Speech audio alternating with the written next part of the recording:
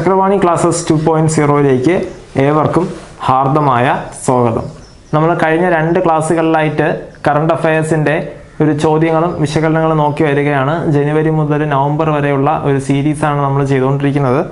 അപ്പോൾ കഴിഞ്ഞ 2 ക്ലാസ്സിലായിട്ട് 2 ക്വസ്റ്റ്യൻ പേപ്പറാണ് നോക്കി നിർത്തിയത്. ആദ്യം ദേവസ്വം ബോർഡ് OAയുടെ ചോദ്യപേപ്പറും അടുത്ത ഫയർമാൻ ഡ്രൈവറുടെ ചോദ്യപേപ്പറാണ് നോക്കിക്കൊണ്ടിരുന്നത്. അത് പൂർത്തിയാക്കിയിട്ടില്ല. അതിലൊരു 2 ചോദ്യം കൂടെ നമുക്ക് നോക്കേണ്ടതായിട്ടുണ്ട്.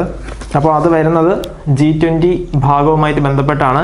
G20യിലെ ഒരു സവിസ്തരം ആയിട്ടുള്ളൊരു ക്ലാസ് നമ്മുടെ ഓൺലൈനിൽ ഉണ്ട്. അതോടൊപ്പം G20യുടെ സാറിൻ്റെ മറ്റൊരു ക്ലാസ് കൂടെ വരുന്നുണ്ട്. അപ്പോൾ ഇന്ന് കറണ്ട് അഫെയർ ഭാഗമായിട്ടുള്ള ഒരു G20 ആ ചോദ്യങ്ങളാണ് നമ്മൾ നോക്കി പോകുന്നത്. അപ്പോൾ ഒന്നാമത്തെ ചോദ്യം, 2023 G20 ഉച്ചകോടിയുമായി ബന്ധപ്പെട്ട് ശരിയായ പ്രസ്താവന ഏത്? ഒന്നാമത്തെ പ്രസ്താവന, G20യുടെ 18ാമത്തെ ഉച്ചകോടിയായിരുന്നു ഇത്. ശരിയാണ്. കാരണം 2023 നടന്നത് G20യുടെ 18ാമത്തെ സമ്മേളനം തന്നെയാണ്. രണ്ടാമത്തെ പ്രസ്താവന, ന്യൂഡൽഹിയിലാണ് ഈ ഉച്ചകോടി നടന്നത്. അതും ശരിയാണ്. പ്രധാന വേദി എന്ന് പറയുന്നത് ഡൽഹി തന്നെയായിരുന്നു, ഡൽഹിയിലെ പ്രഗതി മൈതാൻ.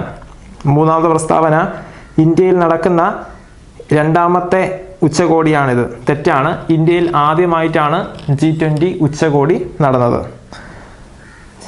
ഇനി നമ്മൾ നോക്കേണ്ടത് G20യെ കുറിച്ചാണ്. G20 എന്ന് പറയുമ്പോൾ ആകെ എത്ര രാജ്യങ്ങളാണ്? അതുപോലെ G20 രൂപീകരിച്ചതെന്ന് ആദ്യത്തെ സമ്മേളനം നടന്നത് എപ്പോൾ? G20 രൂപീകരിച്ചത് 1999 1999 G20 രൂപീകരിച്ചത്. എന്നാൽ G20യുടെ ആദ്യത്തെ സമ്മേളനം നടന്നത് 2008 G20യുടെ ആദ്യത്തെ സമ്മേളനം നടന്നത് 2008 വാഷിങ്ടണിലാണ് നടന്നത്. അമേരിക്കയിലെ വാഷിങ്ടണിലാണ് നടന്നതെന്ന് കൂടി ഓർത്ത് വയ്ക്കാം. ഇനി അവിടെ നമ്മൾ നോക്കുമ്പോൾ 2008 മുതൽ 2023 വരെ സമ്മേളനം നടന്നു. ഞാൻ പറഞ്ഞു 2023 നടന്നത് 18ാമത്തെ സമ്മേളനമാണ്. അതെങ്ങനെ ശരിയാവൂടെ? 2008 മുതൽ 2023 വരെ പോയി കഴിഞ്ഞാൽ 16 വരെ വരുള്ളൂ. നമുക്കറിയാം 1 മുതൽ 10 വരെ ആണെങ്കിൽ 10 എണ്ണം. അപ്പോൾ 2008 മുതൽ 2023 വരെ എത്ര എണ്ണം നടന്നു നോക്കിക്കഴിഞ്ഞാൽ 2023 മൈനസ് 2008 15 15 പ്ലസ് 1 16. നമ്മൾ ആ മാത്സിൻ്റെ ആ ഒരു ഇക്വേഷൻ കൂടെയാണ് ഞാൻ പറയാൻ ശ്രമിച്ചത്. അപ്പോൾ 16 സമ്മേളനങ്ങളിലേ നടക്കുള്ളൂ. പിന്നെ എങ്ങനെ 18 നടന്നു? അവിടെയാണ് ആ പ്രശ്നം.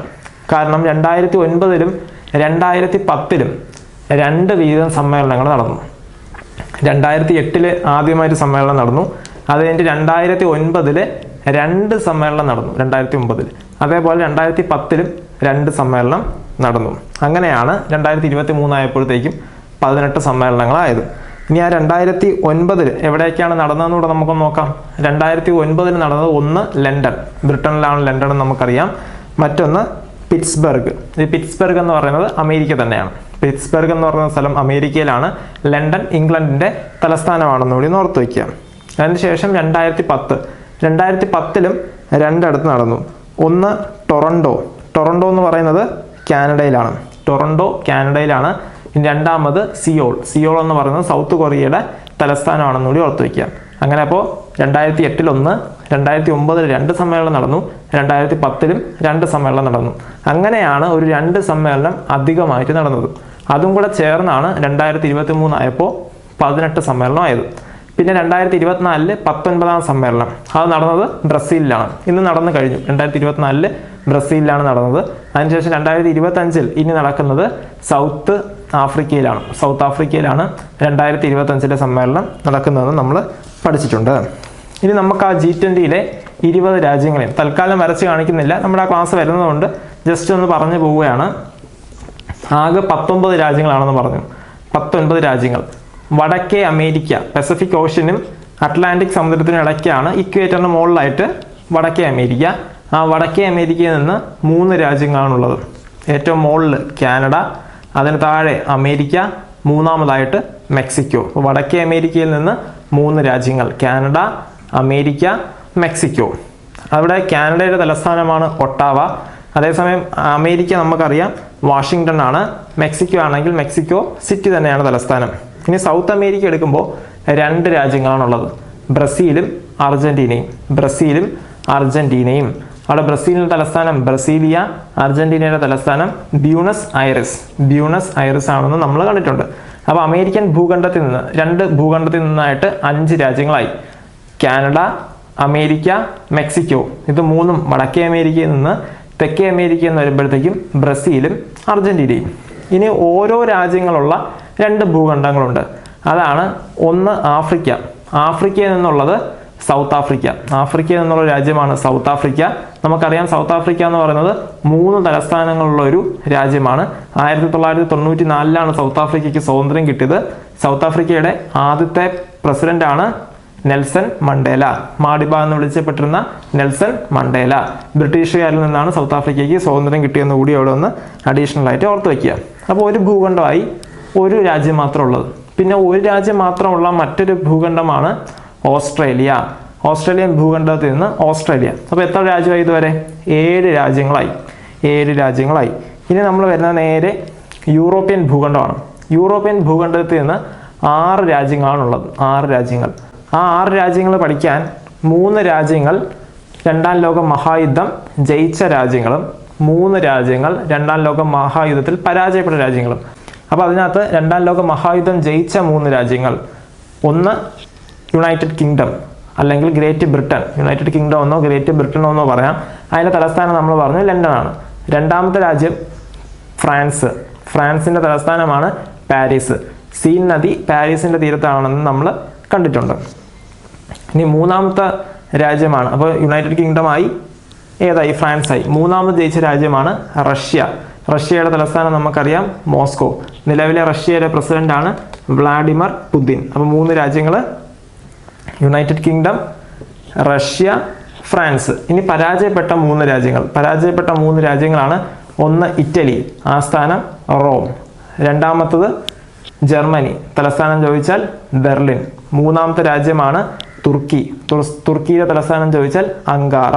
അപ്പം 2ാം ലോക മഹായുദ്ധം പരാജയപ്പെട്ട 3 രാജ്യങ്ങൾ നമ്മൾ കണ്ടു: ഇറ്റലി, തുർക്കി, ജർമ്മനി. അപ്പോൾ യൂറോപ്പിൽ നിന്നും 6 രാജ്യങ്ങളായി. യൂറോപ്പിൽ നിന്നുള്ള 6 രാജ്യങ്ങൾ ഒരിക്കൽ കൂടെ പറയുന്നു: യുണൈറ്റഡ് കിങ്ഡം, ഫ്രാൻസ്, റഷ്യ. പിന്നെ പരാജയപ്പെട്ട 3 രാജ്യങ്ങൾ: ഇറ്റലി, ജർമ്മനി, തുർക്കി. അപ്പോൾ ഇപ്പം മൊത്തം എത്രയായി? 7ഉം 6ഉം 13 രാജ്യങ്ങളായി. ഇനി 6 രാജ്യങ്ങളൂടെ ഞാൻ പറഞ്ഞു തരേണ്ടതുണ്ട്. ആ 6 രാജ്യങ്ങൾ വരുന്നത് ഏഷ്യയിൽ നിന്നാണ്. അപ്പോൾ ഏഷ്യയിൽ നിന്നുള്ള 6 രാജ്യങ്ങൾ: ഒന്ന് ഇന്ത്യ, 2 ചൈന. India, China. ചൈനയുടെ തലസ്ഥാനമാണ് ബീജിംഗ് എന്ന് നമുക്ക് അറിയാം. അപ്പോൾ ഇന്ത്യയായി, ചൈനയായി. ഇനി 2 സമുദ്രത്തിൽ കിടക്കുന്ന 2 രാജ്യങ്ങൾ: ഒന്ന് ജപ്പാൻ, മറ്റൊന്ന് ഇന്തോനേഷ്യ. അപ്പോൾ ഇന്ത്യ, ചൈന, ജപ്പാൻ, ഇന്തോനേഷ്യ. ജപ്പാന്റെ തലസ്ഥാനമാണ് ടോക്കിയോ. അതേസമയം ഇന്തോനേഷ്യയുടെ തലസ്ഥാനമാണ് ജക്കാർത്ത. ഇന്തോനേഷ്യയുടെ തലസ്ഥാനം ജക്കാർത്ത. ഇനിയുള്ള 2 രാജ്യങ്ങൾ എസിലാണ് തുടങ്ങുന്നത്: സൗദി അറേബ്യയും സൗത്ത് കൊറിയയും. സൗദി അറേബ്യയുടെ ആസ്ഥാനം ചോദിച്ചാൽ റിയാദ്, സൗത്ത് കൊറിയ ചോദിച്ചാൽ സിയോൾ. അങ്ങനെ ആകെ 19 രാജ്യങ്ങളായി. ഈ സൗത്ത് കൊറിയ കണ്ടപ്പോൾ നിലവിൽ 2024 സാഹിത്യ നൊബേൽ കിട്ടിയ ഹാൻ കാങ് ഏത് രാജ്യക്കാരിയാണെന്ന് ചോദിച്ചാൽ സൗത്ത് കൊറിയയാണ്. South Korea. ദ വെജിറ്റേറിയൻ എന്നത് അവരുടെ ശ്രദ്ധേയമായ ഒരു കൃതിയാണെന്ന് കൂടി ഓർത്തു വയ്ക്കുക. ദ വെജിറ്റേറിയൻ ഹാൻ കാങ്ങിൻ്റെ ഒരു ശ്രദ്ധേയമായ കൃതിയാണ്. അപ്പോൾ 19 രാജ്യങ്ങളായി. ഏഷ്യയിൽ നിന്ന് 6: India, China, Japan, Indonesia, Saudi Arabia, south Korea. അങ്ങനെ 19 രാജ്യങ്ങൾ G20-ലായി കഴിഞ്ഞു. ഇനിയുള്ളത് 2 യൂണിയനുകളാണ്. അതാണ് ഒന്ന് വരുന്നത് യൂറോപ്യൻ യൂണിയൻ. 20ാമത് വരുന്നത് യൂറോപ്യൻ യൂണിയൻ. പിന്നെ ഒന്ന് 2023 കൂട്ടിച്ചേർത്ത ആഫ്രിക്കൻ യൂണിയൻ. അങ്ങനെ മൊത്തം ഇപ്പം G20-ൽ അംഗങ്ങൾ എത്രയാണെന്ന് ചോദിച്ചാൽ അത് 21 21. 19 രാജ്യങ്ങളും 2 യൂണിയനും. ഇനി അവസാനമായിട്ട് ചേർത്ത യൂണിയനാണ് ആഫ്രിക്കൻ യൂണിയൻ. സൗത്ത് ആഫ്രിക്കയിൽ നിന്ന് ആഫ്രിക്കൻ ഭൂഖണ്ഡത്തിൽ നിന്ന് ആഫ്രിക്കൻ യൂണിയൻ. ആഫ്രിക്കൻ ഭൂഖണ്ഡത്തിൽ നിന്നുള്ളതാണ് ആഫ്രിക്കൻ യൂണിയൻ. അതേപോലെ യൂറോപ്പിൽ നിന്നുള്ള യൂറോപ്യൻ യൂണിയൻ. അങ്ങനെ 19 രാജ്യങ്ങളും 2 യൂണിയനും ചേർന്നാണ് G20. ഇത്രയും ക്ലിയർ ആണെന്ന് വിശ്വസിക്കുന്നു. അപ്പോൾ ഞാൻ കോഡും കൂടെ 19+2. ആ 19+2 നിന്ന് ഭൂഖണ്ഡങ്ങൾ: വടക്കൻ ഭൂഖണ്ഡത്തിൽ നിന്ന് വടക്കേ അമേരിക്കയിൽ നിന്ന് 3, തെക്കേ അമേരിക്കയിൽ നിന്ന് 2, ഏഷ്യയിൽ നിന്ന് 6, യൂറോപ്പിൽ നിന്ന് 6, അന്റാർട്ടിക്കയിൽ നിന്ന് രാജ്യങ്ങളില്ല. പിന്നീട് ആഫ്രിക്കയിൽ നിന്ന് 1 രാജ്യം, ഓസ്ട്രേലിയയിൽ നിന്ന് 1 രാജ്യം. അങ്ങനെയാണ് 19 രാജ്യങ്ങൾ നമുക്ക് ഉണ്ടായിരിക്കുക. 19 രാജ്യം, പിന്നെ 2 യൂണിയൻ, ആഫ്രിക്കൻ യൂണിയനും യൂറോപ്യൻ യൂണിയനും. ഇതാണ് G20യുടെ ഒരു ഘടന. ഇനി 2023 G20യെ കുറിച്ചാണ് നമ്മൾ കുറച്ചൊന്ന് നോക്കേണ്ടത്. 2023 G20യുടെ ലോഗോ എന്താണെന്ന് ചോദിച്ചാൽ താമരപ്പൂവിനുള്ളിൽ ലോകം. അതായത് ഇന്ത്യയുടെ ദേശീയ പുഷ്പത്തിനുള്ളിൽ ഭൂമിയെ ഉൾക്കൊള്ളിച്ചിരിക്കുന്നു. ഇന്ത്യയുടെ ദേശീയ പുഷ്പത്തിനുള്ളിൽ ഭൂമിയെ ഉൾക്കൊള്ളിച്ചിരിക്കുന്നു. അതായിരുന്നു ഇതിൻ്റെ ലോഗോ. അതേസമയം 2023 പ്രമേയം എന്താണ്? 2023 പ്രമേയമാണ് വസുദൈവ കുടുംബകം. വസുദൈവ കുടുംബകം. 1 എർത്ത് 1 ഫാമിലി 1 ഫ്യൂച്ചർ. ഇതായിരുന്നു ആ തീം. അതിൻ്റെ പ്രമേയത്തിൻ്റെ പരിഭാഷയാണ് പറഞ്ഞത് 1 എർത്ത് 1 ഫാമിലി 1 ഫ്യൂച്ചർ. ഒരു ഭൂമി, ഒരു കുടുംബം, ഒരു ഭാവി. അതാണ് വസുദൈവ കുടുംബകം കൊണ്ട് അർത്ഥമാക്കുന്നത്. ഇനി വസുദൈവ കുടുംബകം എന്നുള്ളത് ഏത് ഉപനിഷത്തിൽ നിന്നാണ് എടുത്തതെന്ന് ചോദിച്ചാൽ അത് മഹോപനിഷത്തിൽ നിന്നാണ്. മഹോപനിഷത്തിൽ നിന്നാണ് എടുത്തത്. ഇനി ഇതിൻ്റെ പ്രധാന വേദി നമ്മൾ പറഞ്ഞു പ്രഗതി മൈതാൻ. പ്രഗതി മൈതാനിലെ ഭാരത് മണ്ഡപം. പ്രഗതി മൈതാനിലെ ഭാരത് മണ്ഡപം. അതേപോലെ പ്രധാന സമ്മേളനം നടന്നത് സെപ്റ്റംബർ 9, 10 തീയതികളിലാണ്. സെപ്റ്റംബർ 9, 10 തീയതികളിലാണ്. അതേപോലെ G20 പ്രതിനിധികൾക്ക് നൽകിയ ജനാധിപത്യ ഭാരതത്തെക്കുറിച്ചുള്ള പേപ്പർ എന്താണെന്ന് ചോദിച്ചു കഴിഞ്ഞാൽ അതിൻ്റെ പേരാണ് Bharat the mother of democracy. Bharat the mother of democracy എന്നുള്ളത്. അതുപോലെ നമ്മൾ ഓർക്കേണ്ടതാണ് 2023 ഇന്ത്യയുടെ ഷെർപ്പ ആരാണെന്ന് ചോദിച്ചാൽ അമിതാഭ് കാന്ത് ആണ്. നമ്മൾ കണ്ടിട്ടുണ്ട്. അദ്ദേഹം നീതി ആയോഗിൻ്റെ മുൻ ചീഫ് എക്സിക്യൂട്ടീവ് ഓഫീസർ കൂടിയായിരുന്നു അമിതാഭ് കാന്ത്. അപ്പോൾ ഷെർപ്പ അദ്ദേഹമായിരുന്നു. ഇനി 4 ഇടത്ത് ഇന്ത്യയിൽ 4 സ്ഥലങ്ങളിൽ ഷെർപ്പ മീറ്റിംഗ് നടന്നിട്ടുണ്ട്. ആ 4 സ്ഥലങ്ങളും ചോദിച്ചിട്ടുണ്ട്. അതിൽ ഒന്ന് കേരളത്തിലാണ്. അതാണ് ഏറ്റവും കൂടുതൽ എടുത്ത് ചോദിച്ചിട്ടുള്ളത്. അപ്പോൾ 4 ഷെർപ്പ മീറ്റിംഗ് നടന്നത് എവിടേക്കാണെന്ന് നമ്മളൊന്ന് നോക്കണം. ഒന്നാമത് നടന്നത് ഉദയ്പൂരിലാണ്. ആദ്യമായിട്ട് നടന്നത് ഉദയ്പൂർ. രണ്ടാമത് കുമരകം കോട്ടയത്താണ്. മൂന്നാമത് ഹംപി കർണാടകയിലാണ്. വിജയനഗര സാമ്രാജ്യത്തിൻ്റെ ഒരു കേന്ദ്രമാണ് ഹംപി എന്നുകൂടെ ഓർത്തു വയ്ക്കുക. ആസ്ഥാനമായിരുന്നു ഹംപി. പിന്നെ ഉള്ളതാണ് ഹരിയാനയിലെ ന്യൂഹ് ഡിസ്ട്രിക്റ്റിൽ ഒരു സ്ഥലം കൂടെ ഉണ്ടായിരുന്നു, മനേസർ എന്ന് പറയുന്ന സ്ഥലം. മനേസർ, ഹരിയാന. അപ്പം 4 ഷെർപ്പ മീറ്റിംഗ് നടന്നത്. 1 ഉദയ്പൂർ, രണ്ടാമത്തത് കുമരകം, 3 ഹംപി, 4 മനേസർ ഹരിയാന ഡിസ്ട്രിക്റ്റിലാണ്. ഹരിയാന സംസ്ഥാനത്താണ്. ഹരിയാന സംസ്ഥാനത്തുള്ളതാണ് മനേസർ. ന്യൂഹ് ജില്ല ചോദിച്ചാൽ ന്യൂഹ് ജില്ലയാണെന്നുകൂടി ഒന്ന് ഓർത്ത് വയ്ക്കുക. ഇത്രയാണ് നമുക്ക് G20 2023 കുറിച്ച് ബേസിക് ആയിട്ടൊന്ന് ഓർത്ത് വയ്ക്കേണ്ടത്. പിന്നെ വരുമ്പോൾ 2024 വേദി ബ്രസീലാണ്. 2024 വേദി ബ്രസീലായിരുന്നു. 2025 വേദി സൗത്ത് ആഫ്രിക്കയാണ്. ഇനി ഇവിടെ അടുത്ത രണ്ടാമത്തെ ചോദ്യം ഇതേ ചോദ്യപേപ്പറിൽ തന്നെ വന്നതാണ്. G20 അധ്യക്ഷ പദവി ഇന്ത്യ ഏറ്റെടുത്തത് താഴെ പറയുന്നവയിൽ ഏത് വൻകരയിൽ നിന്നാണ്? തന്നിരുന്ന ഓപ്ഷൻസ് ആഫ്രിക്ക, ഏഷ്യ, യൂറോപ്പ്, തെക്കേ അമേരിക്ക. അത് നമ്മൾ അറിയണമെങ്കിൽ 2022 എവിടെയാണ് നടന്നതെന്ന് അറിയണം. 2022 G20 നടന്നത് ഇന്തോനേഷ്യയിലാണ്. 2022 ഇന്തോനേഷ്യയിലാണ്. ഇന്തോനേഷ്യ ഒരു ഏഷ്യൻ ഭൂഖണ്ഡമാണെന്ന് ഇപ്പോൾ നമുക്കറിയാം. അതുകൊണ്ട് തന്നെ ഏഷ്യൻ ഭൂഖണ്ഡത്തിൽ നിന്ന് തന്നെയാണ് ഇന്ത്യ ഏറ്റെടുത്തത്. അങ്ങനെയാണെങ്കിൽ ഇന്ത്യയിൽ നിന്ന് ഒരു രാജ്യം ഏറ്റെടുത്തു, ബ്രസീലാണ് ഏറ്റെടുത്തത്. ബ്രസീൽ ഇനി ഏത് ഭൂഖണ്ഡത്തിൽ വരുന്നതായിരിക്കും ഇനി വരുന്ന ചോദ്യം. അത് തെക്കേ അമേരിക്കൻ ഭൂഖണ്ഡത്തിൽ നിന്നാണ്, സൗത്ത് അമേരിക്കൻ ഭൂഖണ്ഡം. അങ്ങനെയാണെങ്കിൽ ബ്രസീലിൽ നിന്ന് ഇപ്പോൾ ആരേറ്റെടുത്തു? സൗത്ത് ആഫ്രിക്ക ഏറ്റെടുത്തു. അപ്പോൾ സൗത്ത് ആഫ്രിക്ക ഏത് ഭൂഖണ്ഡത്തിലാണ്? അത് ആഫ്രിക്കൻ ഭൂഖണ്ഡത്തിലാണ്. ഏറ്റെടുത്തത് സൗത്ത് അമേരിക്കൻ ഭൂഖണ്ഡത്തിൽ നിന്നാണ്. ഈ ഒരു ടൈപ്പ് ചോദ്യങ്ങൾ ഒരു ആപ്ലിക്കേഷൻ ലെവലിൽ പ്രതീക്ഷിക്കണം. ഇത്രയാണ് G20യെ കുറിച്ച് ചോദിച്ചിട്ടുള്ള ചോദ്യങ്ങൾ. ഇനി G20യുടെ സവിസ്തരമായിട്ടുള്ള ക്ലാസ് നമുക്ക് വരുന്നുണ്ട്. അപ്പോൾ നമ്മൾ 2 ചോദ്യപേപ്പറാണ് ഇതുവരെ ജനുവരി മുതൽ തുടങ്ങിയ സീരീസിൽ നമ്മൾ കണ്ടത്. ഇനി അടുത്ത് ഉള്ളത് 20/1/2024 നടന്ന ഖാദി ബോർഡ് LDCയുടെ ചോദ്യങ്ങളും അത് ഉത്തരങ്ങളുമാണ് നമ്മൾ പരിശോധിക്കുക. ഇന്നത്തെ 3ാമത്തെ ചോദ്യം, കേരള സ്റ്റേറ്റ് സ്പോർട്സ് കൗൺസിലിൻ്റെ ഇപ്പോഴത്തെ പ്രസിഡന്റ് ആരാണ്? കേരള സ്റ്റേറ്റ് സ്പോർട്സ് കൗൺസിലിൻ്റെ ഇപ്പോഴത്തെ പ്രസിഡന്റ് ആരാണ്? ഓപ്ഷൻസ് ഇവയൊക്കെയാണ്. ശ്രീമതി അഞ്ജു ബോബി ജോർജ്, ശ്രീ TP ദാസൻ, 3ാമത്തെ ഓപ്ഷൻ ശ്രീമതി മേഴ്സി കുട്ടൻ, 4ാമത്തെ ഓപ്ഷൻ ശ്രീ U ഷറഫ് അലി. നിലവിലെ കേരള സ്പോർട്സ് കൗൺസിലിൻ്റെ പ്രസിഡന്റ് ആരാണെന്ന് ചോദിച്ചാൽ ശ്രീ U ഷറഫ് അലിയാണ്. ശ്രീ U ഷറഫ് അലിയാണ് നിലവിലെ സ്പോർട്സ് കൗൺസിലിൻ്റെ പ്രസിഡന്റ്. 2023 മുതൽ അദ്ദേഹം ഈ സ്ഥാനത്ത് തുടരുകയാണ്. ഷറഫ് അലി ഒരു ഫുട്ബോൾ താരമാണ് ഷറഫ് അലി. കേരള ടീമിന് ഉണ്ടായിരുന്ന ഒരു ഫുട്ബോൾ താരമാണ് യു ഷറഫ് അലി. 2023 മുതൽ ഈ സ്ഥാനം വഹിക്കുകയാണ്. അദ്ദേഹത്തിൻ്റെ ഒരു ആത്മകഥാംശമുള്ളൊരു കൃതിയാണ് സെക്കൻഡ് ഹാഫ്. സെക്കൻഡ് ഹാഫ് എന്ന് പറയുന്നത് ഇദ്ദേഹത്തിൻ്റെ ഒരു കൃതിയാണെന്നുകൂടി ഓർത്ത് വയ്ക്കുക. ഇനി അടുത്തതിനകത്തുണ്ടായിരുന്ന മറ്റൊരു ഓപ്ഷനാണ് അഞ്ജു ബോബി ജോർജ്. ഈ അഞ്ജു ബോബി ജോർജും സ്പോർട്സ് കൗൺസിലിൻ്റെ അധ്യക്ഷ സ്ഥാനം വഹിച്ചിട്ടുള്ള ആൾ തന്നെയാണ്. അതല്ലാതെ നമ്മൾ ഓർത്ത് വയ്ക്കേണ്ട ഒരു പോയിന്റാണ് വേൾഡ് അത്ലറ്റിക്സ് ചാമ്പ്യൻഷിപ്പിൽ മെഡൽ നേടുന്ന ആദ്യ വനിത. വേൾഡ് അത്ലറ്റിക്സ് ചാമ്പ്യൻഷിപ്പിൽ മെഡൽ നേടുന്ന ആദ്യ വനിതയാണ് ശ്രീമതി അഞ്ജു ബോബി ജോർജ്. അത് 2023 ആ മെഡൽ നേടിയെന്നുകൂടി ഓർത്ത് വയ്ക്കുക. 2003 ആ മെഡൽ നേടിയത്. രണ്ടാമത്തെ ഓപ്ഷനാണ് TP ദാസൻ. ഇദ്ദേഹം 2 തവണ സ്പോർട്സ് കൗൺസിലിൻ്റെ അധ്യക്ഷനായ ആളാണ് TP ദാസൻ. 2 തവണ അധ്യക്ഷനായിട്ടുണ്ട്. മൂന്നാമത്തെ ഓപ്ഷൻ ശ്രീമതി മേഴ്സി കുട്ടൻ. 2019 മുതൽ 2023 വരെ സ്പോർട്സ് കൗൺസിലിൻ്റെ അധ്യക്ഷയായിരുന്നു. 2019 മുതൽ 2023 വരെ സ്പോർട്സ് കൗൺസിലിൻ്റെ അധ്യക്ഷയായിരുന്നു.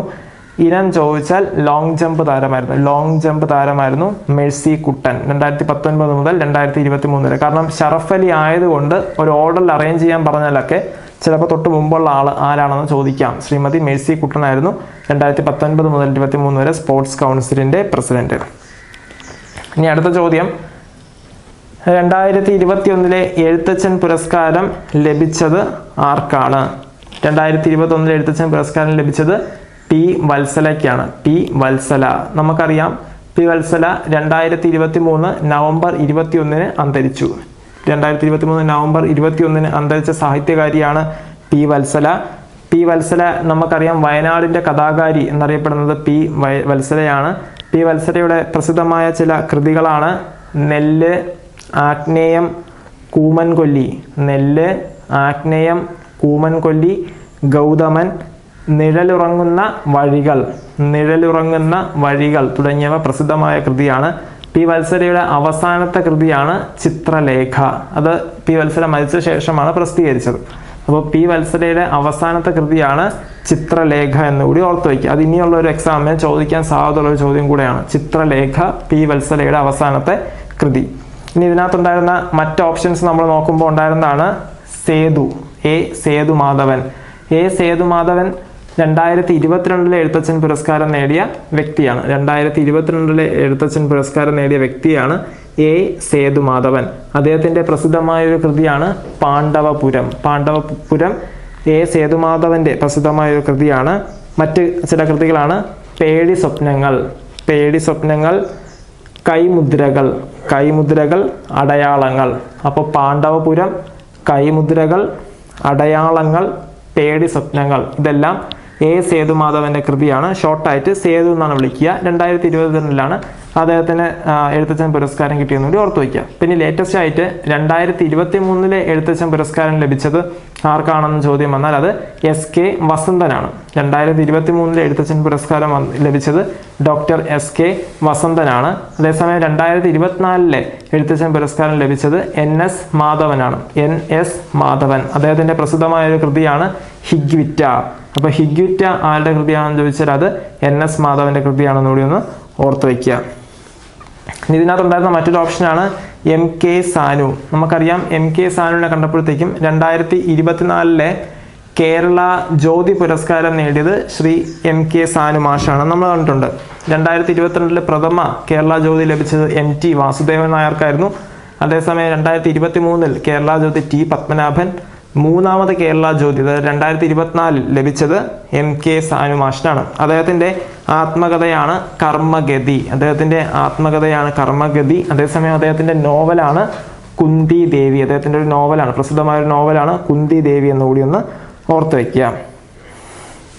ഇനി അടുത്ത ചോദ്യം വീണ്ടും വന്നത് 2022 എഴുത്തച്ഛൻ പുരസ്കാരം ലഭിച്ച സേതുവിൻ്റെ കൃതികൾ പെടാത്തത് ഏതെന്നാണ്. ഇതേ ചോദ്യപേപ്പറിലൊരു ചോദ്യമാണ്.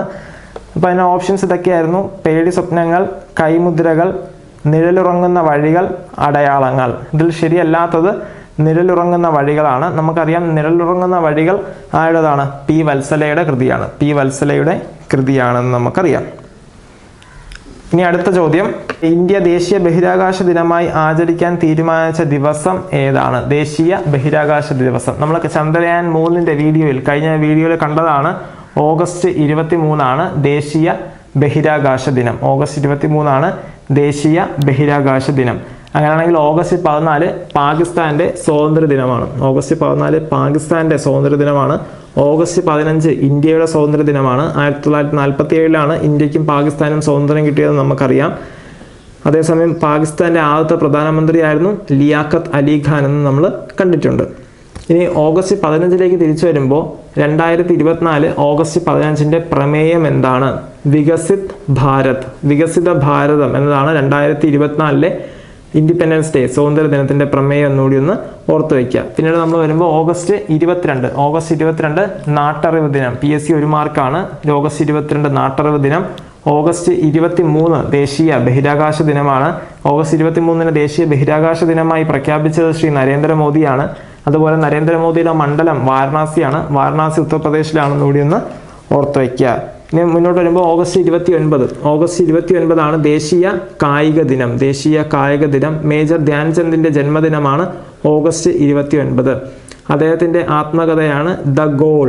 ദ ഗോൾ ആരുടെ ആത്മകഥയാണെന്ന് ചോദിച്ചാൽ മേജർ ധ്യാൻചന്ദിന്റെ ആത്മകഥയാണ്. ഇനി അതുപോലെ നിലവിൽ ഖേൽ രത്ന നൽകുന്നത് ആരുടെ പേരിലാണെന്ന് ചോദിച്ചാൽ അതും മേജർ ധ്യാൻചന്ദിന്റെ പേരിലാണ്. അപ്പോൾ ഖേൽ രത്ന നൽകുന്നതും മേജർ ധ്യാൻചന്ദിന്റെ പേരിലാണ്. അതുപോലെ മുൻപ് മേജർ ധ്യാൻചന്ദ് എന്ന പേര് നൽകുന്നതിന് മുമ്പ് ആരുടെ പേരിലാണെന്ന് ചോദിച്ചാൽ അത് രാജീവ് ഗാന്ധി ഖേൽ രത്ന എന്നായിരുന്നു. നിലവിൽ ആ ഖേൽ രത്ന അറിയപ്പെടുന്നത് മേജർ ധ്യാൻചന്ദ് ഖേൽ രത്ന എന്നാണ്. അപ്പോൾ നമ്മൾ പറഞ്ഞത് ഓഗസ്റ്റ് 29 ദേശീയ കായിക ദിനം. അങ്ങനെയാണെങ്കിൽ സംസ്ഥാന കായിക ദിനം എന്നാണ്. അത് ഒക്ടോബർ 13. ഒക്ടോബർ 13 സംസ്ഥാന കായിക ദിനം. GV രാജയുടെ ജന്മദിനം. GV രാജയുടെ ജന്മദിനം. GV രാജയുടെ ഫുൾ ഫോം ആണ് ഗോദവർമ്മ രാജ. ഗോദവർമ്മ രാജ. കായിക കേരളത്തിന്റെ പിതാവ് എന്നറിയപ്പെടുന്നത് GV രാജയാണ്. അതേപോലെ കേരള ടൂറിസത്തിന്റെ പിതാവ് ചോദിച്ചാലും GV രാജ തന്നെയാണ്. ഇനി GV രാജ സ്കൂൾ എവിടെയാണെന്ന് ചോദിച്ചാൽ അത് അരുവിക്കരയിലാണ്. GV രാജ സ്കൂൾ അരുവിക്കരയിലാണ്. GV രാജ സ്കൂൾ അരുവിക്കര ഏത് ജില്ലയിലാണെന്ന് ചോദിച്ചാൽ അത് തിരുവനന്തപുരം ജില്ലയിലാണ്. അതുപോലെ കേരളത്തിൽ ആദ്യമായിട്ട് ക്രിക്കറ്റിനൊരു അസോസിയേഷൻ രൂപീകരിക്കാൻ മുൻകൈ എടുത്തത് ആരെന്ന് ചോദിച്ചാലും GV രാജയാണ്. അപ്പോൾ ഈ വക കാര്യങ്ങൾ സ്പോർട്സുമായി ബന്ധപ്പെട്ട് ജസ്റ്റ് പറഞ്ഞതേ ഉള്ളൂ. അപ്പോൾ നമ്മുടെ ഇവിടുത്തെ ചോദ്യം ദേശീയ ബഹിരാകാശ ദിനം ആചരിക്കാൻ തീരുമാനിച്ച ദിവസം ഓഗസ്റ്റ് 23 ഇതിനകത്ത് തന്നിരുന്ന മറ്റ് 2 ഓപ്ഷനാണ് ഓഗസ്റ്റ് 5. ആ ഓഗസ്റ്റ് 5 2019 ഓഗസ്റ്റ് 5 ജമ്മു കാശ്മീരിന് പ്രത്യേക പദവി എടുത്തു കളഞ്ഞ അല്ലെങ്കിൽ പ്രത്യേക പദവി റിവോക്ക് ചെയ്ത ദിവസം എന്ന് ചോദിച്ചാൽ 2019 ഓഗസ്റ്റ് 15. അതേസമയം ജമ്മു കാശ്മീരിനെ വിഭജിച്ച് രണ്ട് കേന്ദ്രഭരണ പ്രദേശമാക്കി. ജമ്മു കാശ്മീരിനെ വിഭജിച്ച് 2 കേന്ദ്രഭരണ പ്രദേശമാക്കിയത് എന്നാണെന്ന് ചോദിച്ചാൽ അത് 2019 ഒക്ടോബർ 31. അങ്ങനെയാണെങ്കിൽ 2020 ജനുവരി 26 ദാദ്ര നാഗർ ഹവേലിയെയും ദാമൻ ആൻഡ് ദ്യൂവിനെയും ഒന്നിപ്പിച്ച് ഒരു പുതിയ ഒറ്റ കേന്ദ്രഭരണ പ്രദേശമാക്കി മാറ്റിയത് 2020 ജനുവരി 26 കൂടി ഒന്ന് ഓർത്ത് വയ്ക്കുക. പിന്നെ ഇതിനകത്തുണ്ടായിരുന്ന മറ്റൊരു ഓപ്ഷനാണ് ഓഗസ്റ്റ് 17. ഈ ഓഗസ്റ്റ് 17 ഇന്തോനേഷ്യയുടെ ഇൻഡിപെൻഡൻസ് ഡേ. ഇന്തോനേഷ്യയുടെ ഇൻഡിപെൻഡൻസ് ഡേ ആണ് ഓഗസ്റ്റ് 17. ഇന്തോനേഷ്യയുടെ തലസ്ഥാനമാണ് ജക്കാർത്ത. അതൊരു ഏഷ്യൻ രാജ്യമാണ്. ലോകത്തെ ഏറ്റവും കൂടുതൽ മുസ്ലിം ജനസംഖ്യയുള്ള രാജ്യവും ഇന്തോനേഷ്യയാണ്. ലോക ജനസംഖ്യയിൽ 4ാം സ്ഥാനത്ത് ഇന്തോനേഷ്യയാണ് എന്നുകൂടി ഒന്ന് ഓർത്ത് വയ്ക്കുക. അതുപോലെ തന്നെ ഓഗസ്റ്റ് 20 നമ്മൾ പറഞ്ഞപ്പോൾ വിട്ടതാണ്. ഓഗസ്റ്റ് 20 ലോക കൊതുക് ദിനം. അപ്പോൾ ലോക കൊതുക് ദിനം എന്നാണെന്ന് ചോദിച്ചാൽ അത് ഓഗസ്റ്റ് 20 കൂടി ഒന്ന് ഓർക്കുക. ഇത്രയുമാണ് ആ ബഹിരാകാശ ദിനവുമായി ബന്ധപ്പെട്ട് പറയാനുള്ളത്. അടുത്ത ചോദ്യം, കേരളത്തിന്റെ സ്വപ്ന പദ്ധതിയായ വിഴിഞ്ഞം തുറമുഖം ഏത് താലൂക്കിലാണ് സ്ഥിതി ചെയ്യുന്നത്? വിഴിഞ്ഞം തിരുവനന്തപുരം ജില്ലയിലെ നെയ്യാറ്റിൻകര താലൂക്കിലാണ്. വിഴിഞ്ഞം തിരുവനന്തപുരം ജില്ലയിലെ നെയ്യാറ്റിൻകര താലൂക്കിലാണ്. ഇനി അത് ഏത് നിയോജക മണ്ഡലത്തിലാണെന്ന് ചോദിച്ചാൽ കോവളം നിയോജക മണ്ഡലത്തിലാണ്. വിഴിഞ്ഞം വരുന്നത് കോവളം നിയോജക മണ്ഡലത്തിലാണ്. നിലവിലെ കോവളത്തിന്റെ MLA ആരാണെന്ന് ഒരു ചോദ്യം വന്നിട്ടുണ്ട്. അത് M വിൻസെന്റ് ആണ്. വിൻസെന്റ് ആണ് അവിടുത്തെ MLA എന്നൊന്ന് ഓർത്ത് വയ്ക്കുക. കോവളത്തിന്റെ MLA. ഇനി ഇതിനകത്ത് ഉണ്ടായിരുന്ന മറ്റ് 3 താലൂക്കുകളും തിരുവനന്തപുരത്തിന്റെ താലൂക്കുകൾ തന്നെയാണ്. നെടുമങ്ങാട്, വർക്കല, ചിറയൻകീഴ്. അപ്പോൾ നെയ്യാറ്റിൻകര താലൂക്കിലാണ് വിഴിഞ്ഞം തുറമുഖം വരുന്നത്. ഇനി നമ്മളൊന്ന് ജസ്റ്റ് ഒന്ന് നോക്കേണ്ടത് വിഴിഞ്ഞം തുറമുഖത്തിനെ കുറിച്ചാണ്. കേരളത്തിലെ അല്ലെങ്കിൽ ഇന്ത്യയിലെ തന്നെ ഏറ്റവും കൂടുതൽ ആഴമുള്ള തുറമുഖം, അതായത് സ്വാഭാവിക ആഴമുള്ള തുറമുഖം ഏതെന്ന് ചോദിച്ചാൽ അത് വിഴിഞ്ഞം തുറമുഖമാണ്. സ്വാഭാവിക ആഴം എന്ന് പറഞ്ഞു കഴിഞ്ഞാൽ നമ്മളത് ഡ്രഡ്ജ് ചെയ്യേണ്ട ആവശ്യമില്ല, പിന്നീട് കുഴിച്ചെടുക്കേണ്ട കാര്യമില്ല. സ്വാഭാവികമായിട്ട് തന്നെ അതിന് ആവശ്യത്തിനുള്ള ആഴമുണ്ട്. അങ്ങനെയുള്ള ഒരു പോർട്ടാണ് വിഴിഞ്ഞം പോർട്ടെന്നൊന്ന് ഓർത്ത് വയ്ക്കുക, വിഴിഞ്ഞം പോർട്ട്. ഇതിൻ്റെ കമ്പനിയുടെ പേരെന്താണെന്ന് ചോദിച്ചാൽ വിസിൽ, VISL, വിഴിഞ്ഞം ഇൻ്റർനാഷണൽ സീ പോർട്ട് ലിമിറ്റഡ്. വിഴിഞ്ഞം ഇൻ്റർനാഷണൽ സീ പോർട്ട് ലിമിറ്റഡ് എന്നാണ് ആ കമ്പനിയുടെ പേര്. ഇതിൻ്റെ നേട്ടം എന്താണ്? നമുക്കിപ്പോൾ അറിയാം, ഇന്ത്യയിലേക്ക് വരുന്ന ചരക്കുകളും നീക്കങ്ങളും എല്ലാം ചെയ്യുന്നത് ശ്രീലങ്കയിലാണ് കൊളംബോ. ആ മേജർ തുറമുഖത്ത് ചെന്നിട്ടാണ് അവിടുന്ന് ചെറിയ ഷിപ്പുകളിൽ നമ്മുടെ രാജ്യത്തേക്ക് ചരക്കുകൾ എത്തിക്കുന്നത്. വിഴിഞ്ഞം യാഥാർത്ഥ്യമാകുന്നതോടു കൂടി തന്നെ ഇന്ത്യയിൽ ഇവിടെ തന്നെ ഏറ്റവും വലിയ മദർഷിപ്പുകളും മറ്റുമൊക്കെ നമുക്ക് എത്തിക്കാൻ സാധിക്കും. അപ്പോൾ എന്ത് സംഭവിക്കും? നമ്മൾ അവിടെ ഇറക്കുമതി തീരുവ കൊടുക്കേണ്ടതെല്ലാം നമുക്ക് കുറയ്ക്കാൻ പറ്റും. അതുപോലെ ഏറ്റവും വലിയൊരു ഹബ്ബാക്കി മാറ്റാനും, പോർട്ടുകളുടെ കാര്യത്തിൽ ഏറ്റവും വലിയൊരു ഹബ്ബാക്കി മാറ്റാനും നമുക്ക് വിഴിഞ്ഞത്തിനെ സാധിക്കും. കാരണം ഏറ്റവും കൂടുതൽ സ്വാഭാവിക ആഴമുള്ള ഒരു തുറമുഖം കൂടിയാണ് വിഴിഞ്ഞമെന്ന് ഓർത്ത് വയ്ക്കുക. ഇനി വിഴിഞ്ഞത്തിൻ്റെ നിർമ്മാണം ആരംഭിച്ചത് 2015-ലാണ്. വിഴിഞ്ഞത്തിൻ്റെ നിർമ്മാണം ആരംഭിച്ചത് 2015-ലാണ്. അതുപോലെ വിഴിഞ്ഞം കരാറ് വരുന്ന കമ്പനി ഏതാണെന്ന് ചോദിച്ചാൽ അത് അദാനി ലിമിറ്റഡ് ആണ്. അദാനി പോർട്ട് ലിമിറ്റഡ് അദാനിയുടെ കമ്പനിയാണ്. ഇതിനകത്തുള്ള ഫണ്ടിങ് എങ്ങനെയാണെന്ന് ചോദിച്ചാൽ സംസ്ഥാന സർക്കാർ, അദാനി, കേന്ദ്ര സർക്കാർ എന്നിങ്ങനെയാണ് ഇതിനുള്ള ഫണ്ട് വിഹിതങ്ങൾ നൽകുക എന്നുകൂടി ഓർത്ത് വയ്ക്കുക. വിഴിഞ്ഞം ഇൻ്റർനാഷണൽ സീ പോർട്ട് ലിമിറ്റഡ്, ഇതിൻ്റെ ചെയർമാൻ ആരാണ്? ഇതിൻ്റെ ചെയർമാൻ മുഖ്യമന്ത്രിയാണ്. ശ്രീ പിണറായി വിജയൻ ആണ് ഇതിൻ്റെ ചെയർമാനായിട്ട് നിലവിൽ ശ്രീ പിണറായി വിജയനാണ് മുഖ്യമന്ത്രി. അതുപോലെ വൈസ് ചെയർമാൻ എന്ന് പറഞ്ഞ തുറമുഖ മന്ത്രിയാണ് ശ്രീ VN വാസവൻ. നിലവിലെ വൈസ് ചെയർമാനാണ് ശ്രീ VN വാസവൻ. അദ്ദേഹം തന്നെയാണ് തുറമുഖ കാര്യം കൈകാര്യം ചെയ്യുന്ന മന്ത്രി VN വാസവൻ. അതുപോലെ ഇതിൻ്റെ MD മാനേജിംഗ് ഡയറക്ടർ ദിവ്യ S. അയ്യർ IAS ആണ്. ശ്രീമതി ദിവ്യ S. അയ്യർ IAS ആണ് നിലവിലെ ഇതിൻ്റെ MD. അതുപോലെ CEO chief executive officer Sreekumar K. നായരാണ്. ശ്രീകുമാർ K. നായരാണെന്ന് കൂടി ഒന്ന് ഓർത്ത് വയ്ക്കുക. അതുപോലെ വിഴിഞ്ഞത്തെത്തിയ ആദ്യ കപ്പൽ ഒക്ടോബർ 15-ന് ആദ്യമായിട്ട് എത്തിയത് ഏതാണെന്ന് ചോദിച്ചാൽ അത് ഷെൻഹുവ 15 ആണ്. SHENHUA Zhenhua 15. രണ്ടാമതെത്തിയതാണ് ഷെൻഹുവ 29. അപ്പോൾ ആദ്യം എത്തിയത് ഷെൻഹുവ 15 ആണെന്നൊന്ന് ഓർത്ത് വയ്ക്കുക. ഇനി ചൈനീസ് മാതൃക അടിസ്ഥാനമാക്കിയാണ് വിഴിഞ്ഞത്ത് പ്രത്യേക വികസന മേഖലകൾ നിർമ്മിക്കുന്നത്. ചൈനീസ് മാതൃകയിലാണ് ഇവിടെ പ്രത്യേകമായിട്ടുള്ള മേഖലകൾ നിർമ്മിക്കുന്നതെന്നൊന്ന് ഓർത്ത് വയ്ക്കുക. അതുപോലെ വിഴിഞ്ഞത്തിൻ്റെ ആഗോള ലൊക്കേഷൻ കോഡ്, വിഴിഞ്ഞത്തിന് നൽകിയ ലൊക്കേഷൻ കോഡ് NYY1. NYY1. അപ്പോൾ വിഴിഞ്ഞത്തിൻ്റെ ലൊക്കേഷൻ കോഡാണ് NYY1. ഇനി ചരക്കുമായി എത്തിയ, ഞാൻ പറഞ്ഞു ഷെൻഹുവ 15 എന്ന് പറഞ്ഞാൽ ആദ്യമായിട്ട് വന്ന കപ്പലാണ്, ആദ്യമായിട്ട് വിഴിഞ്ഞത്തെത്തിയ കപ്പലാണ് ഷെൻഹുവ 15. അതേസമയം ചരക്കുമായി എത്തിയ, ചൈനയിൽ നിന്ന് ചരക്കുമായി എത്തിയ ആദ്യത്തെ കപ്പൽ ഏതാണെന്ന് ചോദിച്ചാൽ അത് സാൻ ഫെർണാൻഡോയാണ്. സാൻ ഫെർണാൻഡോ SANFERNANDO സാൻ ഫെർണാൻഡോയാണ് ചൈനയിൽ നിന്നും ചരക്കുമായി എത്തിയ ആദ്യ കപ്പൽ. അതുകൂടി ഒന്ന് ഓർത്ത് വയ്ക്കുക. കാരണം ഈ സാൻ ഫെർണാൻഡോ ഹൈക്കോടതി അസിസ്റ്റന്റ് പരീക്ഷയ്ക്ക് ചോദിച്ച ഒരു ചോദ്യമാണെന്നുകൂടി ഒന്ന് ഓർക്കുക. അടുത്ത ചോദ്യം, 2024 നടക്കുന്ന ഒളിമ്പിക്സിന് വേദിയാകുന്ന നഗരം, അന്ന് വന്നതാണ് നടക്കുന്നതെന്ന് പറഞ്ഞത്. 2024 വേദിയായ നഗരം ഏതാണ്? ശരി ഉത്തരം പാരീസ് ആണ്. പാരീസിലാണ് 2024 ഒളിമ്പിക്സ് നടന്നത്. നമുക്കറിയാം പാരീസ് ഫ്രാൻസിലാണ്. പാരീസ് സീൻ നദിയുടെ തീരത്താണെന്നും നമ്മൾ കണ്ടിട്ടുണ്ട്. അപ്പോൾ 2024 ഒളിമ്പിക്സിൽ ഇന്ത്യയുടെ സ്ഥാനം 71-ാം സ്ഥാനത്താണ്. ഇന്ത്യയുടെ സ്ഥാനം 71-ാം സ്ഥാനമായിരുന്നു. ഇന്ത്യക്ക് സ്വർണം ലഭിച്ചില്ല. 1 വെള്ളിയും 5 വെങ്കലവുമാണ് ലഭിച്ചത്. 1 വെള്ളിയും 5 വെങ്കലവും. ആ വെള്ളി നേടിയത് നീരജ് ചോപ്രയാണ്. ഇനം ജാവലിൻ ത്രോയാണ്. ജാവലിൻ ത്രോ എറിഞ്ഞ ദൂരം നമുക്കറിയാം 89.45 മീറ്റർ. 89.45 മീറ്റർ. അതേസമയം സ്വർണം നേടിയതാണ് PSC ചോദിക്കുന്നത്. സ്വർണം നേടിയത് അർഷാദ് നദീമാണ്. പാകിസ്ഥാൻകാരനായ അർഷാദ് നദീമാണ് ജാവലിനിൽ സ്വർണം നേടിയത്. 92.97 മീറ്റർ. പിന്നെ 5 വെങ്കലം നേടി. അതുപോലെ ഈ ഒളിമ്പിക്സിൽ ഇന്ത്യക്ക് വേണ്ടി ആദ്യമായി മെഡൽ നേടിയത് ആരാണെന്ന് ചോദിച്ചാൽ അത് മനു ഭാക്കറാണ്. ഈ ഒളിമ്പിക്സിൽ ഇന്ത്യക്ക് വേണ്ടി ആദ്യമായി മെഡൽ നേടിയത് മനു ഭാക്കറാണ്. അപ്പോൾ 1 വെങ്കലം നേടിയത് ആദ്യമായിട്ട് വെങ്കലം മനു ഭാക്കർ. പിന്നെ രണ്ടാമത്തെ മെഡൽ മനു ഭാക്കറും സരബ്ജോത് സിംഗും ചേർന്നാണ്. ഷൂട്ടിംഗ് താരം തന്നെയാണ് അവർ. മൂന്നാമത് സ്വപ്നിൽ കുശാലെ 50 മീറ്റർ ഷൂട്ടിംഗ് ആണ്. 4 അമൻ ഷെരാവത്ത് ഗുസ്തി താരമാണ്. 5 ഇന്ത്യൻ പുരുഷ ഹോക്കി ടീം. അങ്ങനെയാണ് ഇന്ത്യ 1 വെള്ളിയും 5 വെങ്കലവും നേടി ആകെ നേടിയത് 6 മെഡലുകളാണ്. ഇന്ത്യ ഫിനിഷ് ചെയ്തത് 71ാം സ്ഥാനത്താണ്. അതേസമയം ഒന്നാമതെത്തിയത് അമേരിക്കയാണ്. 40 സ്വർണം നേടിയാണ് അമേരിക്ക 1ാം സ്ഥാനത്തെത്തിയത്. 2ാം സ്ഥാനത്ത് ചൈനയായിരുന്നു. ചൈനയ്ക്കും 40 സ്വർണം തന്നെയാണ്. പക്ഷേ അമേരിക്കയ്ക്ക് കൂടുതൽ വെള്ളി ഉണ്ടായിരുന്നു കൂടി ഒന്ന് ഓർത്തു വയ്ക്കുക. ഇനി ആദ്യ രാജ്യമായ ഫ്രാൻസിന്റെ സ്ഥാനം 5ാം സ്ഥാനമായിരുന്നു. ആദ്യ രാജ്യമായ ഫ്രാൻസ് 5ാം സ്ഥാനം. അതേസമയം 2020 ടോക്കിയോ ഒളിമ്പിക്സ് ഇന്ത്യക്ക് കിട്ടിയ ആകെ മെഡൽ എന്ന് പറയുന്നത് 7 മെഡലുകളാണ്. 1 സ്വർണം, 2 വെള്ളി, 4 വെങ്കലം. അങ്ങനെ ഇന്ത്യ ഫിനിഷ് ചെയ്തത് 48ാം സ്ഥാനത്താണ്. ഇന്ത്യ അവസാനിപ്പിച്ചത് 48ാം സ്ഥാനത്താണ് 2020. 2016 വേദിയാണ് റിയോ ഡി ജനീറിയോ. അത് ബ്രസീലിലാണെന്നുകൂടി ഓർക്കുക. 2020 വേദി ടോക്കിയോ, 2024 വേദി പാരീസ്, 2028 വേദി ലോസ് ഏഞ്ചൽസ് അമേരിക്കയിലാണ്. 2032 വേദി ബ്രിസ്ബെയിൻ ഓസ്ട്രേലിയയിലാണെന്നുകൂടി ഒന്ന് ഓർത്ത് വയ്ക്കുക.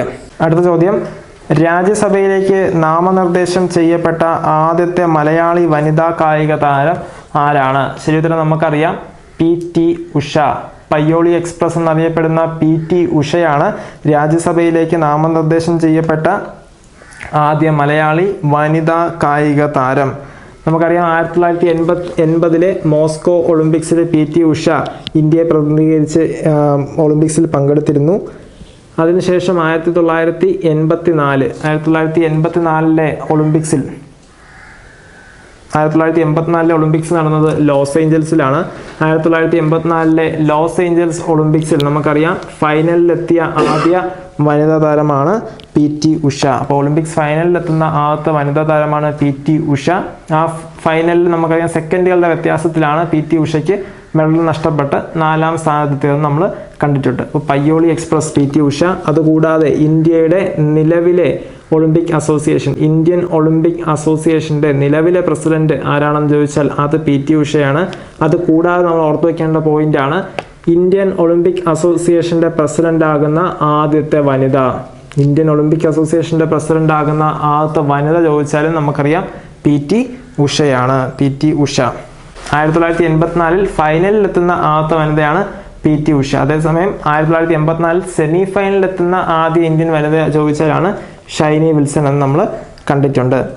രാജ്യസഭയിലുള്ള നോമിനേഷൻ പ്രസിഡന്റ് 12 പേരെയാണ് നോമിനേറ്റ് ചെയ്യുന്നത്. ആകെ നിലവിൽ രാജ്യസഭയിലെ സ്ട്രെങ്ത് എന്ന് പറയുന്നത് 245 അതിൽ 233 പേരെ തിരഞ്ഞെടുക്കുന്നത്, അതായത് സംസ്ഥാനങ്ങളിലെയും കേന്ദ്ര ഭരണ പ്രദേശങ്ങളും 3 കേന്ദ്രഭരണ പ്രദേശങ്ങളിലാണ് നിയമസഭയുള്ളത്. ആ 3 സംസ്ഥാനങ്ങളിലെ തിരഞ്ഞെടുക്കപ്പെട്ട MLA-മാരും അതുപോലെ സംസ്ഥാനങ്ങളിലെ MLA-മാരും ചേർന്ന് 233 പേരെ രാജ്യസഭയിലേക്ക് തിരഞ്ഞെടുക്കും.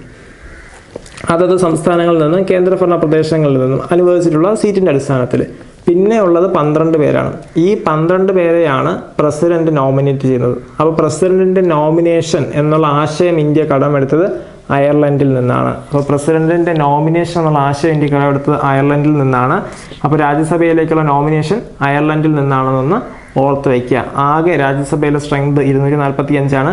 കൗൺസിൽ ഓഫ് സ്റ്റേറ്റ് എന്നറിയപ്പെടുന്നത് രാജ്യസഭയാണ്.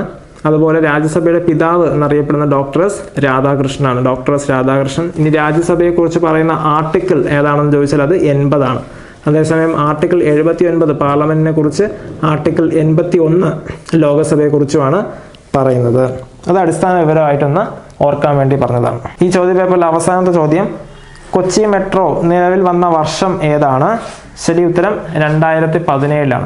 2017 കൊച്ചി മെട്രോ നിലവിൽ വന്നത്. ആ 2017 മറ്റ് ചില പ്രത്യേകതകളിലൂടെ നമുക്കൊന്ന് നോക്കാം. കൊച്ചി മെട്രോ നിലവിൽ വന്നു. ആ date 2017 June 17. 2017 June 17 Kochi metro നിലവിൽ വന്നത്. ആ മെട്രോ പറഞ്ഞപ്പോൾ നമ്മളൊന്ന് ഓർക്കേണ്ടത് വാട്ടർ മെട്രോ. കേരളത്തിൽ വാട്ടർ മെട്രോ നിലവിൽ വന്നത് എന്നാണെന്ന് ചോദിച്ചാൽ അത് 2023 ഏപ്രിൽ 25. കേരളത്തിൽ വാട്ടർ മെട്രോ നിലവിൽ വന്നത് 2023 ഏപ്രിൽ 25. അന്ന് തന്നെയാണ് കേരളത്തിലെ ആദ്യ വന്ദേ ഭാരത് ട്രെയിൻ ഉദ്ഘാടനം ചെയ്തതും 2023 ഏപ്രിൽ 25. അപ്പോൾ ഇത് രണ്ടും ഉദ്ഘാടനം ചെയ്ത ആരാണ്? ഇന്ത്യയുടെ പ്രധാനമന്ത്രിയായ നരേന്ദ്രമോദിയാണെന്ന് ഓർത്തു വയ്ക്കുക. ഇനി അത് പറഞ്ഞപ്പോൾ വാട്ടർ മെട്രോ, ഇന്ത്യയിലെ ആദ്യത്തെ അണ്ടർ വാട്ടർ മെട്രോ നിലവിൽ വന്നത് എവിടെയാണെന്ന് ചോദിച്ചാൽ അത് കൊൽക്കത്തയിലാണ്. വെസ്റ്റ് ബംഗാളിലെ കൊൽക്കത്തയിലാണ് ഇന്ത്യയിലെ ആദ്യത്തെ അണ്ടർ വാട്ടർ മെട്രോ. ഇനി തിരിച്ചു വരുന്നത് 2017 മറ്റു ചില പ്രത്യേകതകളിലേക്കാണ്. 2017 ഇന്ത്യയിൽ GST നിലവിൽ വന്നത്. 2017 ജൂലൈ 1 GST നിലവിൽ വന്നത്. പിന്നെ 2017 ലൈഫ് മിഷൻ ആരംഭിച്ചത്. നവകേരള കർമ്മ പദ്ധതിയുടെ ഭാഗമായിട്ട് ലൈഫ് മിഷൻ ആർദ്രം പദ്ധതികൾ ആരംഭിച്ചത് 2017 കൂടി ഒന്ന് ഓർത്ത് വയ്ക്കുക. അതുപോലെ 30 വർഷത്തെ സേവനത്തിന് ശേഷം INS വിരാട്ട് സേവനം അവസാനിപ്പിച്ചതും 2017 INS വിരാട്ട് സേവനം അവസാനിച്ചത്, അതായത് ഡീകമ്മീഷൻ ചെയ്തത് എന്നാണെന്ന് ചോദിച്ചാൽ അത് 2017 കൂടി ഒന്ന് ഓർത്ത് വയ്ക്കുക. ഇതിനകത്തുള്ള മറ്റൊരു ഓപ്ഷനായിരുന്നു 2015. നമുക്കറിയാം 2015 നീതി ആയോഗ് നിലവിൽ വന്നത്. പ്ലാനിംഗ് കമ്മീഷന് പകരമുള്ള സംവിധാനമാണ് നീതി ആയോഗ്. ആ നീതിയുടെ ഫുൾ ഫോം ചോദിച്ചിട്ടുണ്ട്. National institution for transforming India Aayog. National institution for transforming India ആയോഗാണ് നീതി ആയോഗ്. അപ്പോൾ 2015 ജനുവരി 1 നീതി ആയോഗ് നിലവിൽ വന്നത്. നീതി ആയോഗ് നിലവിൽ വന്നത് 2015 ജനുവരി 1 കൂടി ഒന്ന് ഓർത്ത് വയ്ക്കുക. ഇത്രയുമാണ് കൊച്ചി മെട്രോ പറഞ്ഞു വന്നപ്പോഴത്തേക്ക് നമ്മൾ വിശദീകരിച്ചത്. അതുപോലെ 2018 നമുക്കറിയാം 2018 കണ്ണൂർ ഇന്റർനാഷണൽ എയർപോർട്ട് ഉദ്ഘാടനം ചെയ്തത്. 2018 കണ്ണൂർ ഇന്റർനാഷണൽ എയർപോർട്ട് ഉദ്ഘാടനം ചെയ്തത്. 2020 ദാദ്ര നാഗർ ഹവേലി ദാമൻ ആൻഡ് ദ്യൂ ഇവ ചേർത്ത് ഒറ്റ കേന്ദ്രഭരണ പ്രദേശമായി മാറിയത് 2020 ജനുവരി 26 കൂടി ഒന്ന് ഓർത്ത് വയ്ക്കുക. അപ്പോൾ നമ്മൾ ഇന്ന് കണ്ടത് 2024 ചോദിച്ച ഖാദി ബോർഡ് LDCയുടെ ചോദ്യപേപ്പർ പൂർത്തിയാക്കി. അതുപോലെ ഫയർമാൻ ഡ്രൈവറിൽ മിച്ചമുണ്ടായിരുന്ന 2 ചോദ്യങ്ങൾ നോക്കി തീർത്തിട്ടുണ്ട്. അപ്പോൾ ഇത്രയും കണ്ട് നിങ്ങളുടെ ക്ലാസ്സിനെ കുറിച്ചുള്ള അഭിപ്രായങ്ങൾ രേഖപ്പെടുത്തുക. ഈ സീരീസ് തുടരേണ്ട ആവശ്യമുണ്ടോ എന്നുള്ള കാര്യങ്ങൾ പറയുക. ഇത്രയും പറഞ്ഞുകൊണ്ട് നിർത്തുന്നു. നന്ദി, നമസ്കാരം.